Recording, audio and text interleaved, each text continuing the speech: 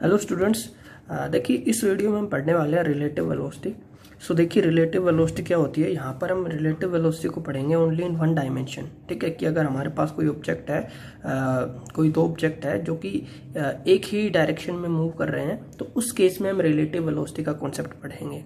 ठीक है, जो हमारा ये चैप्टर शुरू हुआ था उसके शुरुआत में भी हमने बताया था कि भाई जो वेलोसिटी होती है, ठीक है, वो रिलेटिव भी हो सकती है ऑब्जेक्ट के। ठीक है, तो यहाँ पर रिलेटिव वेलोसिटी को हम पढ़ते हैं। So relative velocity is defined as the time rate of change of relative position of one object with respect to another. तो मतलब क्या है कि भाई जिस टाइम रेट के साथ किसी एक ऑब्जेक्ट की पोजीशन चेंज होती है किसी दूसरे ऑब्जेक्ट के रिस्पेक्ट में, तो हम उसको कहते हैं रिलेटिव वेलोसिटी। ठीक है, जैसे भाई यहाँ पर मान लीजिए कि एक ट्रेन में जो है आपका एक दोस्त बैठा है, ठीक है, और आप ट्रेन के बाहर हो, तो क्या होगा यहाँ पर। तो भाई आपको क्या लगेगा यहाँ पर भाई कि जो ट्रेन है वो आगे जा रही है। ठीक है, तो आपको लगेगा कि जो आपका दोस्त है या वो ट्रेन के साथ आगे जा रहा है। ठीक है, बट अगर आपका दोस्त देखेगा तो उसको क्या लगेगा, उसको लगेगा कि आप जो है वो पीछे की तरफ मूव कर रहे हो। ठीक है, तो यहाँ पर जो है दोनों का पर्सपेक्शन अलग अलग है। तो इस केस में क्या है यहाँ पर कि हम रिलेटिव वेलोसिटी को डिफाइन करते हैं कि इस ऑब्जेक्ट की वेलोसिटी इसके रिस्पेक्ट में और इस ऑब्जेक्ट की वेलोसिटी इसके रिस्पेक्ट में। ठीक है, तो किन्हीं भी दो ऑब्जेक्ट की वेलोसिटीज एक दूसरे के रिस्पेक्ट में, ठीक है, दोनों की हम वेलोसिटी निकालते हैं तो उसी को हम रिलेटिव वेलोसिटी बोलते हैं। जैसे अगर इसको आप ए मान लो, इसको आप बी मान लो, ठीक है, और अगर आप वेलोसिटी निकालना चाहो इसकी बी की, तो हम लिखेंगे वेलोसिटी ऑफ बी। ठीक है, किसके रेस्पेक्ट में, इस ए के रेस्पेक्ट में। ठीक है, तो मतलब जो ए है वो हमारा ऑब्जर्वर है, ये हमारा फ्रेम ऑफ रेफरेंस है, ठीक है, जो कि इसको ऑब्जर्व करेगा। ठीक है, तो ये यहाँ पर रेस्ट पर है। तो अगर आपने निकालनी हो velocity of object B with respect to A, मतलब आपने बी की वेलोसिटी निकालनी है और ए जो है यहाँ पर ये बताता है ऑब्जर्वर के बारे में कि कौन जो है वो वेलोसिटी निकाल रहा है। ठीक है, अगर मैं लिखता हूँ वी ए बी, तो इसका मतलब क्या है, अब यहाँ पर जो ऑब्जर्वर है कौन सा है, बी है, इसको हम बोलेंगे relative velocity of A with respect to B. ठीक है, कि ए के रेस्पेक्ट में रिलेटिव वेलोसिटी ऑफ ए की वेलोसिटी बी के रेस्पेक्ट में, मतलब अब हमारा ऑब्जर्वर हो गया बी, कि बी जो है वो ए की कितनी वेलोसिटी को यहाँ पर देखेगा।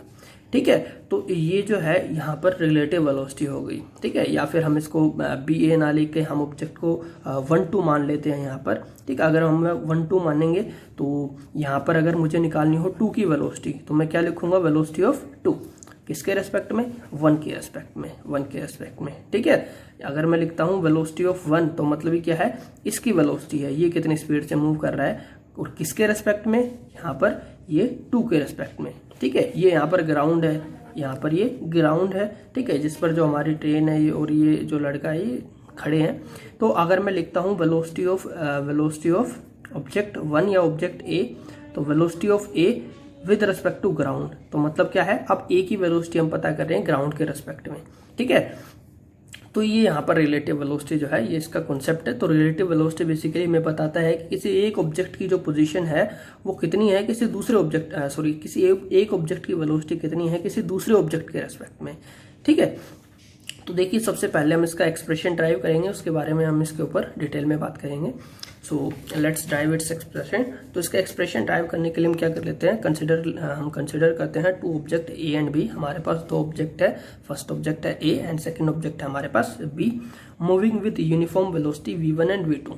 और ये जो है ये यूनिफॉर्म वेलोसिटीज के साथ मूव कर रहे हैं। पहले ऑब्जेक्ट की वेलोसिटी यहाँ पर हमने v1 मानी है और दूसरे ऑब्जेक्ट की जो वेलोसिटी है वो v2 वेलोसिटी मानी है। ठीक है, दोनों की वेलोसिटी कैसी है, यूनिफॉर्म वेलोसिटी है, मतलब एक फिक्स वेलोसिटी के साथ एक स्ट्रेट लाइन में मूव कर रहे हैं।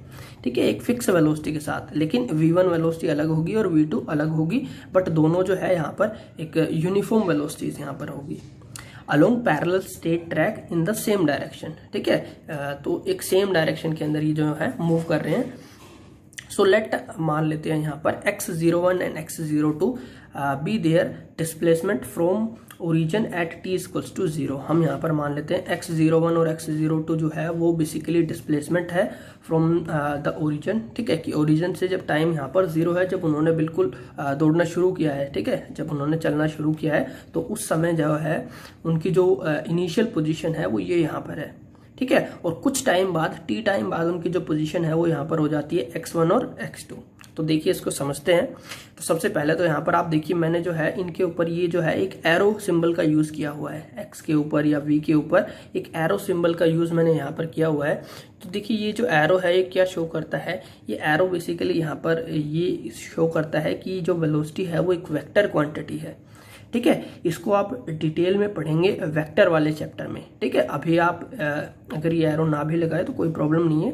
ठीक है, बट आप समझिए कि ये जो है एरो जो है ये डायरेक्शन को शो करता है, डायरेक्शन के लिए हम इसको यूज़ करते हैं। ठीक है, कि भाई ऑब्जेक्ट जो है वो किस डायरेक्शन में मूव कर रहा है। आप जरूरी थोड़ी है दोनों ऑब्जेक्ट सेम ही डायरेक्शन में मूव करे, क्या पता एक इधर मूव कर रहा हो एक इधर मूव कर रहा हो, तो वहाँ पर हम डायरेक्शन का कॉन्सेप्ट जो है वो आ जाता है, तो इसलिए वहाँ पर हम वेक्टर यूज़ करते हैं। ठीक है, और वेक्टर को हम नेक्स्ट चैप्टर में पढ़ेंगे। ठीक है, तो अभी फिलहाल के लिए हम यहाँ पर इनके ऊपर वेक्टर यूज़ करने वाले हैं। ठीक है, जिन क्वांटिटीज़ में डायरेक्शन होती है जैसे डिस्प्लेसमेंट और वेलोसिटी के ऊपर यहाँ पर हम वेक्टर यूज़ करेंगे। टाइम के ऊपर वेक्टर यूज़ नहीं होगा क्योंकि टाइम की कोई फिक्स डायरेक्शन नहीं होती। ठीक है, अच्छा तो देखिए यहाँ पर यहाँ पर देखिए जो है ये हमारा एक, ठीक है, यहाँ पर हमारे दो ऑब्जेक्ट मूव कर रहे हैं। ठीक है, तो जैसे मान लेते हैं यहाँ से ये जो है हमारा ओरिजिन है, तो ओरिजिन के रिस्पेक्ट में किसी भी इंस्टेंट यहाँ पर कोई ऑब्जेक्ट ए है, यहाँ पर कोई ऑब्जेक्ट बी है, ये ऑब्जेक्ट ए है, ये कोई ऑब्जेक्ट बी है, और अब ये टाइम अभी 0 है और 0 टाइम के ऊपर ये दौड़ना शुरू करते हैं और किसी भी इंस्टेंट इनकी जो पोजीशन है वो मान लेते हैं ये हो जाएगी। ठीक है, ये हो जाएगी इनकी पोजीशन। तो ये हमारा ऑब्जेक्ट ए यहाँ पर आ गया और जो बी है वो इधर पहुँच गया। ठीक है, तो यहाँ पर मैंने बताया कि भाई जो x01 और x02 है ये है displacement from their origin at t equals to 0। तो x01 जो है ये इसकी डिस्प्लेसमेंट है, x02 जो है वो b की डिस्प्लेसमेंट है, कहाँ से, ओरिजिन से। और जब टाइम कितना है, टाइम यहाँ पर कितना है, टाइम 0 है यहाँ पर। ठीक है, जब टाइम 0 है तो इनकी जो डिस्प्लेसमेंट है इतनी है। तो अगर मैं दोनों के बीच में यहाँ पर रिलेटिव डिस्प्लेसमेंट पता करना चाहूँ, ठीक है, कि इनके बीच में कितने डिस्प्लेसमेंट है, तो उस केस में डिस्प्लेसमेंट कितनी हो जाएगी, x02 minus x01।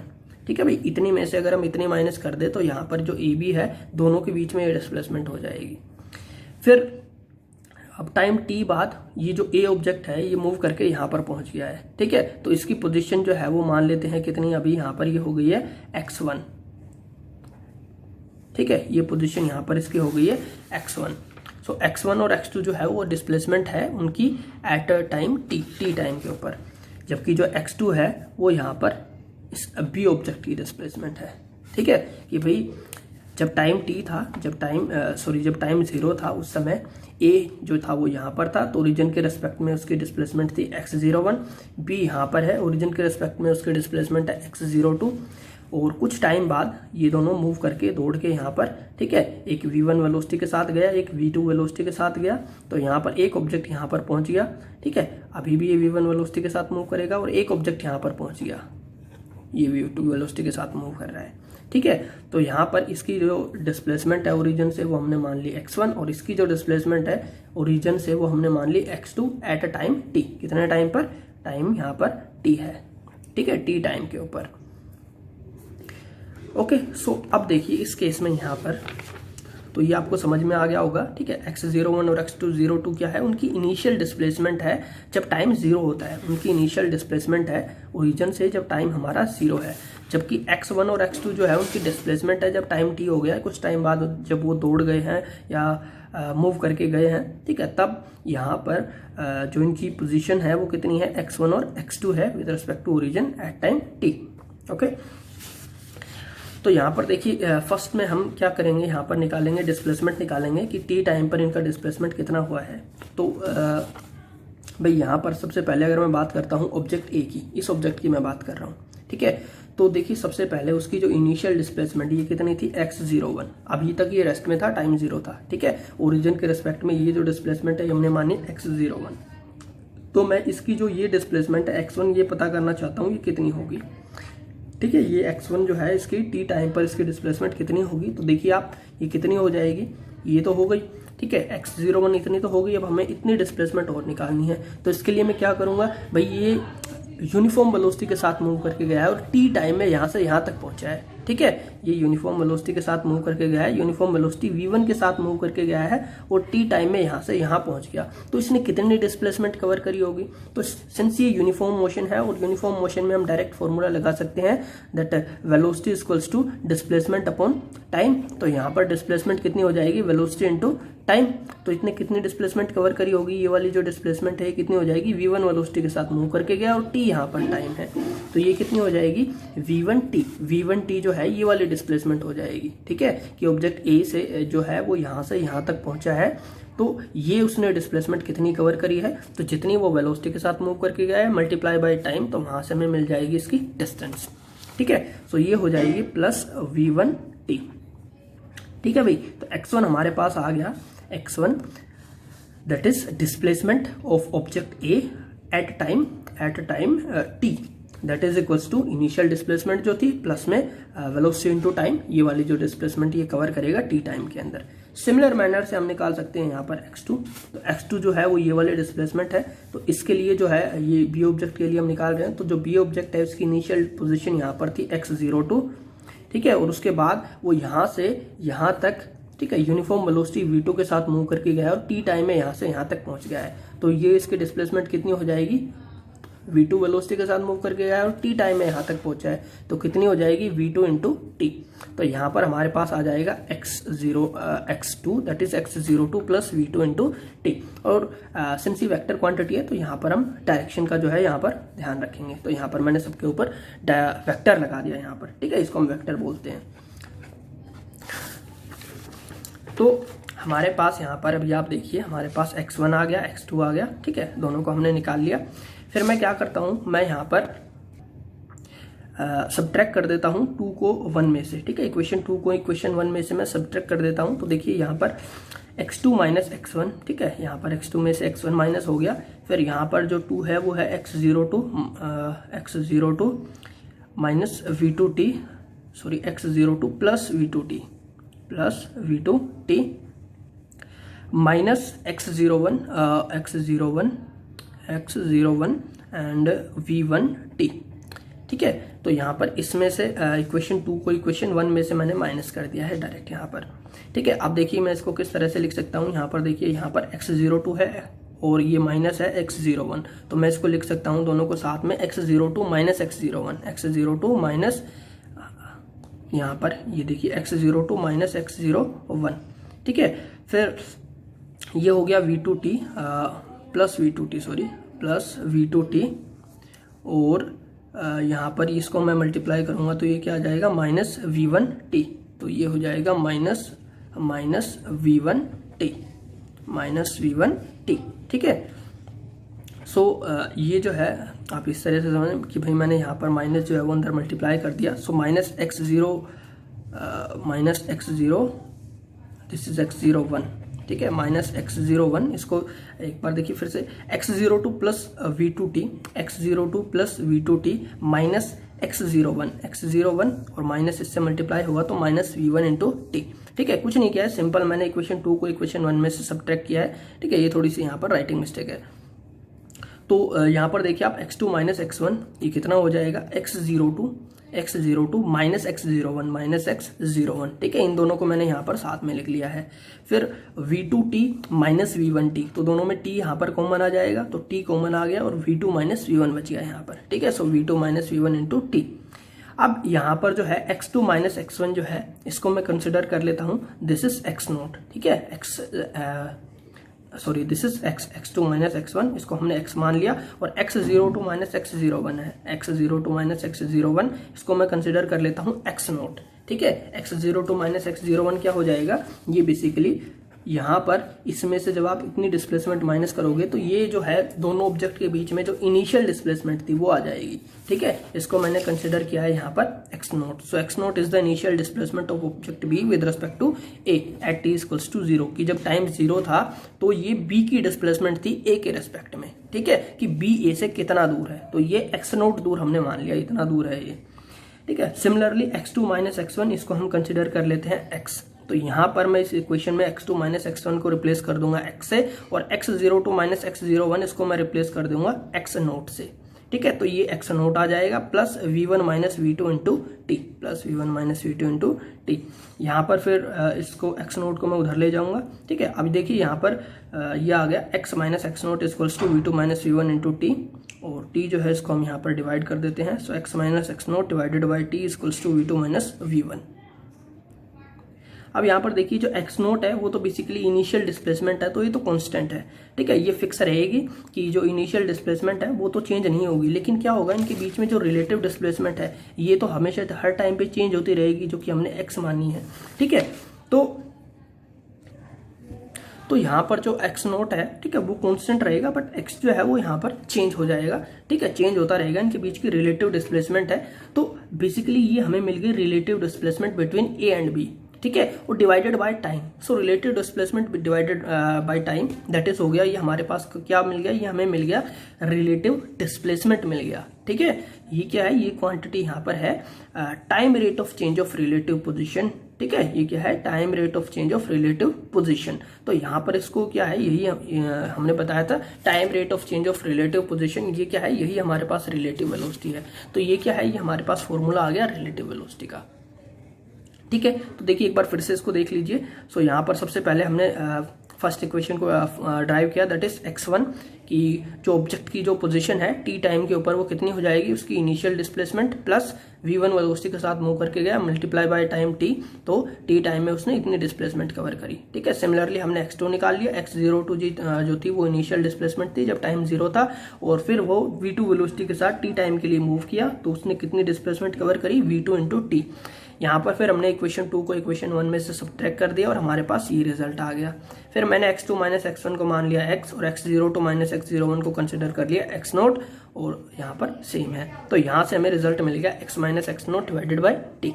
Okay, so यहाँ पर जो है हमारे पास क्या आ गया, x minus x nought, that is relative displacement of object b with respect to a, कि b के रेस्पेक्ट में ऑब्जेक्ट a का डिस्प्लेसमेंट कितना है और कितने टाइम पर, t टाइम पर। ठीक है, तो भाई ये जो डिस्प्लेसमेंट है, देखिए हर टाइम पर ये जो डिस्प्लेसमेंट है a और b के बीच का जो डिस्प्लेसमेंट है वो हर टाइम पर चेंज होता रहेगा।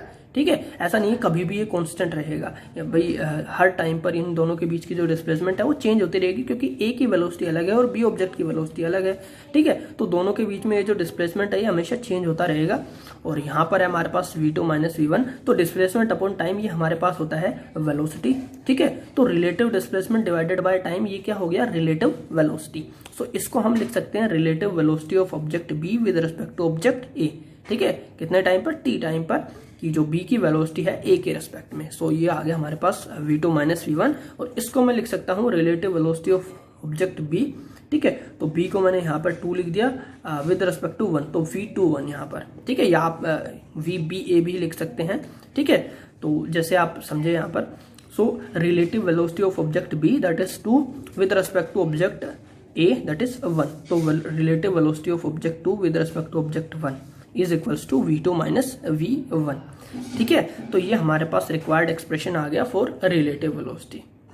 सिमिलरली अगर मैं निकालना चाहता हूँ relative velocity of object A की अगर रिलेटिव वेलोसिटी निकालना चाहता हूँ, जो कि हमारा पहला ऑब्जेक्ट है, with respect to object B जो कि दूसरा ऑब्जेक्ट है, तो ये कितनी आ जाएगी, ये आ जाएगी v2 minus v1 minus v2। ठीक है भाई, so relative velocity of object 1 with respect to object 2 that is v1 minus v2। तो सो अभी हमारे पास एक फॉर्मूला आ गया रिलेटिव वेलोसिटी का, that v12 is equals to v1 minus v2, और v21 is equals to v2 minus v1। कि भाई अगर हमारे पास दो ऑब्जेक्ट है, दोनों की हमें वेलोसिटी भाई रिलेटिव वेलोसिटी निकालनी है। अगर हमको निकालनी है relative velocity of object 1 with respect to object 2, तो हम फॉर्मूला यूज करेंगे v1 माइनस v2। और अगर हमें निकालनी है relative velocity of object 2 with respect to object 1, तो यहाँ पर जो लास्ट में होता है, जैसे यहाँ पर 2 1 है, तो 1 जो है यहाँ पर ये ऑब्जर्वर है, और 2 है जिसकी वेलोसिटी निकल रही है यहाँ पर। ठीक है, सपोज हमारे पास कोई ऑब्जर्वर है b, ठीक है, जो कि किसी ऑब्जेक्ट a की वेलोसिटी को निकालना चाहता है, तो हम लिखेंगे velocity of a with respect to p। तो b यहाँ पर क्या हो गया, p यहाँ पर हो गया observer. Okay, and the formula will be va minus vb। Similarly अगर ए ऑब्जर्वर हो जाता है और वो वेलोसिटी निकालना चाहता है बी की, तो क्या फॉर्मूला बनेगा, we B A, velocity of B with respect to A. तो रेस्पेक्ट टू मतलब ये हमारा हो गया ऑब्जर्वर, और इसका फॉर्मूला हो जाएगा V B minus we A. Okay, इस तरीके से यहाँ पर हम रिलेटिव वेलोसिटी जो है वो निकाल सकते हैं। अब देखिए इसके रिगार्डिंग हम कुछ न्यूमेरिकल्स करते हैं। सो सबसे पहले हमारे पास न्यूमेरिकल है, सपोज दिस इज ये एक लड़का है, ठीक है, ये इधर मूव कर रहा है, और ये एक दूसरा लड़का है, ये भी इधर दौड़ रहा है, तो ये दोनों दौड़ रहे हैं। तो यहाँ पर मान लेते हैं ये जो है 20 किलोमीटर पर आवर की स्पीड से दौड़ रहा है, और ये दौड़ रहा है यहाँ पर 10 किलोमीटर पर आवर की स्पीड से, ठीक है। तो मान लेते हैं ये ए है यहाँ पर और ये है बी। तो अगर हमको यहाँ पर निकालनी है जो ऑब्जेक्ट ए है उसकी रिलेटिव वेलोसिटी, ऑब्जेक्ट ए की relative velocity with respect to object B, तो हम क्या लिखेंगे, relative velocity of A with respect to B. तो ऑब्जर्वर क्या हो गया, ऑब्जर्वर यहाँ पर होगा हमारा B, B is the observer, वो फॉर्मूला बन जाएगा V A minus we B. तो देखिए सिंपल हम यहाँ पर फॉर्मूला लगाते हैं, वी ए है 20 माइनस वी बी यहाँ पर हो गया 10, सो 20 माइनस 10 दैट इज 10। तो वी ए बी हमारा आ गया यहाँ पर 10 किलोमीटर पर आवर। तो इसका मतलब ये है कि जो ए की वेलोसिटी है बी के रेस्पेक्ट में, ऑब्जर्वर हो गया बी के रेस्पेक्ट में जो ए की वेलोसिटी होगी that will be 10 kilometre per our. मतलब बी जब ए को देखेगा तो उसको लगेगा कि वो जो ए है जो 10 किलोमीटर की स्पीड से आगे दौड़ रहा है, 10 किलोमीटर पर आवर की स्पीड से आगे दौड़ रहा है, ठीक है। और यहाँ पर ऐसा इसलिए आगे क्योंकि देखो ये भी आगे दौड़ रहा है और ये भी आगे दौड़ रहा है, ये यहाँ पर 20 की स्पीड से दौड़ रहा है, ये यहाँ पर 10 की स्पीड से दौड़ रहा है। तो जब ये इसको देखेगा ऐसा लगेगा जैसे ये 10 की स्पीड से आगे की तरफ दौड़ रहा है, ओके। वहीं अगर हम कहें कि भाई अगर ए बी को देखेगा तो उसको उसकी वेलोसिटी कितनी महसूस होगी, तो हमारा फॉर्मूला बन जाएगा वेलोसिटी ऑफ बी, जिसकी वेलोसिटी निकालनी है, बी की वेलोसिटी निकालनी है किसके रेस्पेक्ट में, ए के रेस्पेक्ट में निकालनी है। तो फॉर्मूला हो गया we B minus we A. तो यहां पर देखिए आप वी बी की वेलोसिटी हो गई यहाँ पर 10 kilometre per our minus V A की वेलोसिटी हो गई 20 and 10 minus 20 minus 10 kilometre per hour. तो हमारी जो वेलोसिटी आई बी की विद रेस्पेक्ट टू ए वो आई माइनस 10 किलोमीटर पर आवर। अब देखिए माइनस 10 का क्या मतलब है, तो जैसे कि हमने स्टार्टिंग के वीडियोस में बताया था कि अगर कोई ऑब्जेक्ट राइट की तरफ जा रहा है तो उसको पॉजिटिव ट्रीट करते हैं हम, और अगर वो लेफ्ट की तरफ जा रहा है तो हम उसको नेगेटिव ट्रीट करते हैं। तो यहाँ पर सबसे पहले वी बी ए, तो velocity of B with respect to A, कि बी की जो वेलोसिटी है जब ए उसको पीछे मुड़कर देखेगा तो उसको लगेगा उसकी वेलोसिटी है यहाँ पर 10 किलोमीटर पर आवर, और माइनस का मतलब है लेफ्ट साइड, तो मतलब ये उसको जो उसकी वेलोसिटी है वो लेफ्ट साइड महसूस होगी। ऐसा लगेगा ए को जैसे जो ऑब्जेक्ट बी है वो 10 किलोमीटर पर आवर की स्पीड से पीछे की तरफ मूव कर रहा हो, ठीक है। माइनस का मतलब यहाँ पर है कि वो लेफ्ट साइड मूव कर रहा हो, ओके। और जो भी है यहाँ पर इस तरीके से हम रिलेटिव वेलोसिटी निकाल सकते हैं। तो देखिए एक और एग्जांपल देखिए इससे ही, और इससे जो है आपका टॉपिक अच्छे से क्लियर हो जाएगा। सो ये हमारे पास दो बॉल्स है, ठीक है, दोनों आगे की तरफ मूव कर रही है। तो सपोज ये जो बॉल है इसकी ए मान लेते हैं इसको हम, और इस बॉल को मान लेते हैं हम बी। तो जो बॉल ए है वो आगे बढ़ रही है 10 मीटर पर सेकंड की स्पीड से, और ये जो बॉल बी है ये आगे बढ़ रही है 30 मीटर पर सेकंड की स्पीड से। तो भाई अगर हमको निकालना है velocity of ball A with respect to B, ball A की वेलोसिटी बी के रिस्पेक्ट में, तो फॉर्मूला बनेगा v A minus we B. अब देखिए ए की वेलोसिटी निकालनी है बी के रिस्पेक्ट में, मतलब ऑब्जर्वर कौन हो गया, बी, ठीक है। तो बी जो है बी के रिस्पेक्ट में इस बॉल की वेलोसिटी कितनी हो जाएगी, तो देखिए फॉर्मूला सीधा लगाएंगे हम, 10 minus 30 that is 20 metre per second, minus 20 metre per second. तो मतलब बॉल ए के रेस्पेक्ट में बॉल बी की जो बॉल बी के रेस्पेक्ट में बॉल ए की जो वेलोसिटी है ये ऑब्जर्वर हो गया, इसकी वेलोसिटी इसके रेस्पेक्ट में कितनी हो जाएगी, माइनस 20 हो जाएगी। सिंस ये 30 मीटर पर सेकेंड की स्पीड से आगे बढ़ रहा है तो इसको ऐसा लगेगा जैसे ये 20 मीटर पर सेकेंड की स्पीड से पीछे की तरफ आ रहा हो, ओके।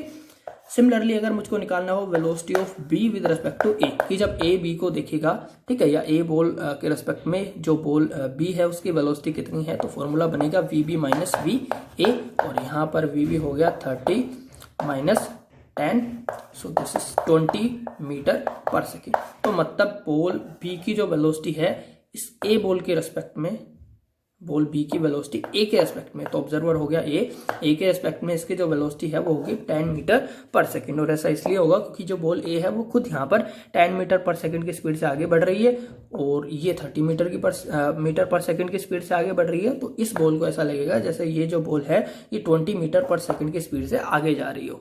ठीक है, तो ये यहाँ पर रिलेटिव वेलोसिटी है। तो ये तो बात तब है जब दोनों ऑब्जेक्ट की जो डायरेक्शन हो वो सेम हो। अगर डायरेक्शन यहाँ पर डिफरेंट हो जाती है तो उस केस में हम क्या करेंगे, तो अब हम डायरेक्शन को चेंज करते हैं। सपोज हमारे पास दो ऑब्जेक्ट है ए और बी, तो ये कोई लड़का है ए, ये इधर मूव कर रहा है, और ये कोई दूसरा लड़का है यहाँ पर बी, ये इधर मूव कर रहा है।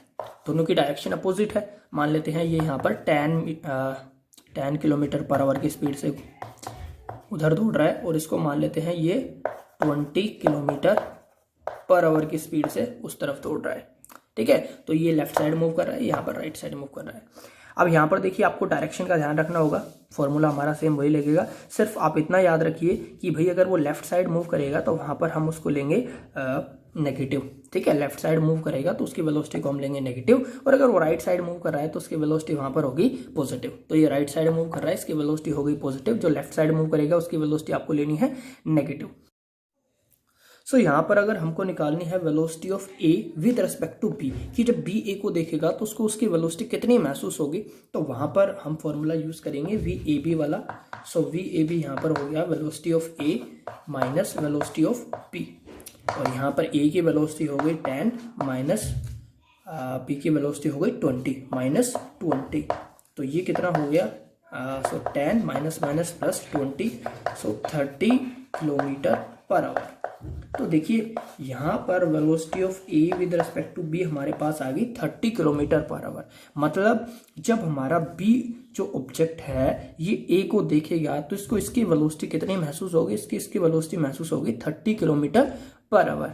ठीक है, तो मतलब इसको लगेगा, देखिए पॉजिटिव है, पॉजिटिव का मतलब क्या है, राइट साइड है वेलोसिटी, तो मतलब इसको लगेगा कि ये राइट साइड की तरफ इधर 30 किलोमीटर पर आवर की स्पीड से मूव करके जा रहा है। ठीक है, बट एक्चुअल में क्या है, एक्चुअल में 10 किलोमीटर पर आवर की स्पीड से इस तरफ मूव कर रहा है।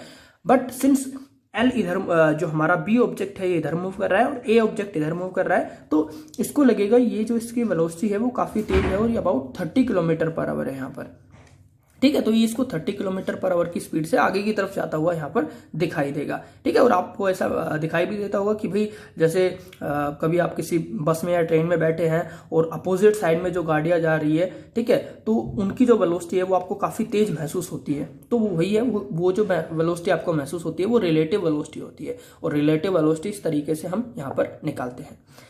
अब अगर मुझे निकालनी है relative velocity of object B with respect to object A, तो यहाँ पर हमारा फॉर्मूला हो गया velocity of B minus velocity of A. तो बी की वेलोसिटी यहाँ पर है -20 और माइनस ए की वेलोसिटी यहाँ पर है 10, तो ये कितना हो गया, ये हो गया -30। So velocity of B with respect to A हमारे पास आ गया -30 किलोमीटर पर आवर। तो मतलब जब ऑब्जर्वर ए बी को देखेगा, जब ए बी को पलट के देखेगा तो उसको क्या लगेगा, इसको लगेगा इसकी जो वेलोसिटी है वो -30 किलोमीटर पर आवर है और ये इस तरफ मूव कर रहा है, ये पीछे की तरफ यहाँ पर मूव करके जा रहा है। ठीक है, और माइनस का मतलब यहाँ पर लेफ्ट साइड हो गया और 30 मतलब ये इसकी मैग्नीट्यूड हो गया, इसकी स्पीड का, इसकी वेलोसिटी का, जो कि इस तरफ है। ठीक है, तो इस तरीके से यहाँ पर हम रिलेटिव वेलोसिटी निकालते हैं जब कोई ऑब्जेक्ट अपोजिट डायरेक्शन में मूव कर रहा हो। ठीक है, अब अगर ये जो बी है अगर ये स्टेशनरी है यहाँ पर, तो उस केस में क्या होगा कि ये जो ऑब्जेक्ट है ये मूव नहीं कर रहा है और ये 10 किलोमीटर पर आवर की स्पीड से यहाँ पर आगे जा रहा है। तो अगर ये स्टेशनरी है, ये खड़ा होकर इस ऑब्जेक्ट और इस ए को देखेगा तो इसकी वेलोसिटी है वो कितनी महसूस होगी। तो देखिए, तो सबसे पहले हम देखते हैं जब बी ए को देखेगा, ऑब्जर्वर हो गया बी और ये ऑब्जर्व कर रहा है ए को, so velocity of A with respect to B, ये जब इसको देखेगा इसको इसकी वेलोसिटी कितनी महसूस होगी, तो v A minus we B, A की वेलोसिटी है 10 माइनस ये मूव नहीं कर रहा है मतलब 0, तो ये कितना हो गया 10 किलोमीटर पर आवर। तो सिंपल इसको लगेगा कि ये 10 किलोमीटर पर आवर की स्पीड से आगे की तरफ मूव कर रहा है। अच्छा, वहीं अगर हम बात करें, अगर मैं निकालता हूं velocity of B with respect to A, तो मुझे फॉर्मूला मिलेगा v B minus we A, और यहाँ पर ये हो गया वी बी, बी की वेलोसिटी 0, सो 0 माइनस 10, तो ये आ गया -10 किलोमीटर पर आवर। तो मतलब ये है कि जब ए पलट के बी को देखेगा तो उसको क्या लगेगा, उसको लगेगा जो बी है वो -10 किलोमीटर पर आवर की स्पीड से, ठीक है, माइनस मतलब किधर जा रहा है, लेफ्ट साइड मूव कर रहा है, इसको लगेगा कि ये ऑब्जेक्ट लेफ्ट साइड मूव कर रहा है, ठीक है। और ऐसा आप जनरली देखते भी हो, जब कभी आप किसी ट्रेन में बैठे हो तो ट्रेन में जो पेड़ होते हैं ऐसा लगता है जैसे पेड़ जो है वो पीछे की तरफ मूव कर रहे हैं। अगर आपकी जो ट्रेन है अगर वो 90 किलोमीटर पर आवर की स्पीड से आगे की तरफ जा रही है तो आपको ऐसा लगेगा जो पेड़ है वो 90 किलोमीटर पर आवर की स्पीड से पीछे की तरफ मूव कर रहे हैं और आप वहां पर स्टेशनरी है। तो सेम सिचुएशन यहाँ पर है कि जो ए है वो मूव कर रहा है और जब वो बी को देखेगा उसको ऐसा लगेगा जैसे बी मूव कर रहा हो, ठीक है, और कितनी स्पीड से, जितनी स्पीड से वो मूव कर रहा हो, but in the opposite direction. Okay, तो इस तरीके से यहां पर हम जो है रिलेटिव वेलोसिटी उसको निकाल सकते हैं। सो देखिए नेक्स्ट बात करते हैं हम position time graph for relative velocity. So position time graph of relative velocity, तो हमारे पास यहाँ पर 3 तरह के मैंने केसेस जो है कंसिडर किए हुए हैं। सबसे पहले हम मानते हैं when 2 object moving with same velocity, कि भाई 2 ऑब्जेक्ट है, कोई 2 ऑब्जेक्ट है हमारे पास जो कि सेम वेलोसिटी के साथ मूव कर रहे हैं and in the same direction, और सेम डायरेक्शन में मूव कर रहे हैं। तो इन दैट केस जो ए की वेलोसिटी होगी वही बी की वेलोसिटी होगी, तो हम लिख सकते हैं V A equals to V B, then relative velocity V A minus we B हमारी होगी 0। दोनों की एक दूसरे के रेस्पेक्ट में रिलेटिव वेलोसिटी 0 होगी, मतलब दोनों को लगेगा दोनों एक दूसरे के रेस्पेक्ट में रेस्ट में है।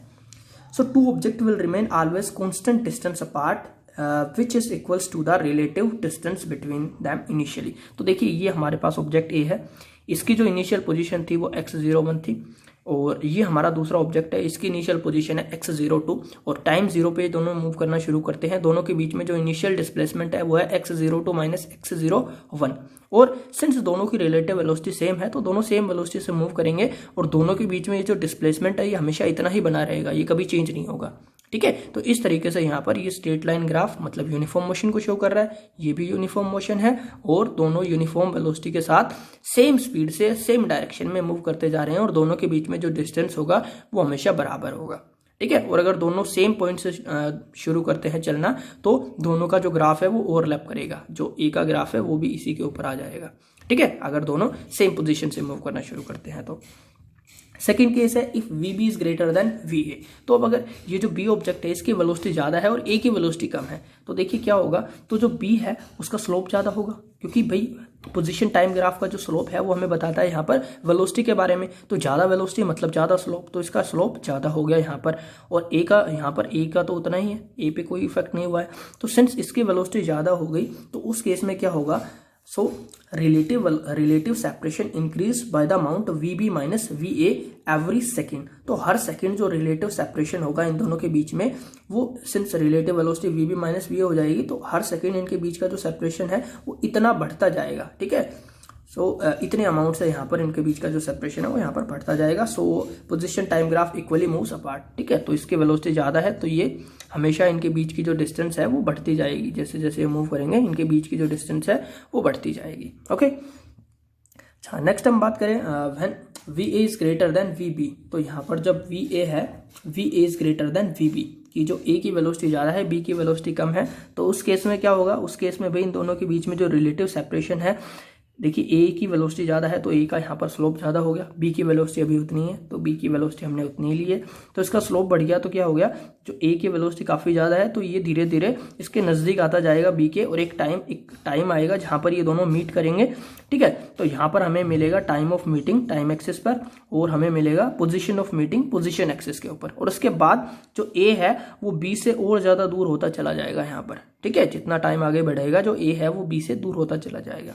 तो इस तरीके से यहाँ पर हम रिलेटिव वेलोसिटी जो है इसका ग्राफ जो है यहाँ पर बना सकते हैं, okay. So this is all for today and thank you for watching this video.